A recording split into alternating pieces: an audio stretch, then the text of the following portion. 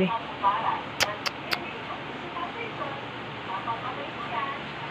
Yan mo, makakaganti din tayo yan sa nagbuo sa'yo ng ano.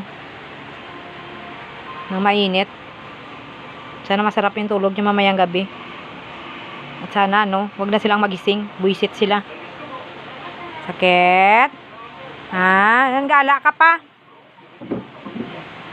Hayop kasi na itong mga kapitbahay na to. Hayop kasi to eh. Hindi ikaw yung hayop. Sila yung hayop. Ang kapal ang mukha. Mga piste. Ha? Kasi nilayan yung gamot. Ha? Gamutin natin yan ha. Sakit. Ha?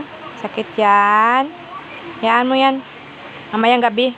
Sarap ng tulog nila. Hindi na yan sila magigising. Mga hayop yan. Hayop talaga.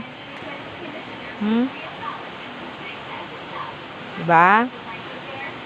Hayaan mo sila ha.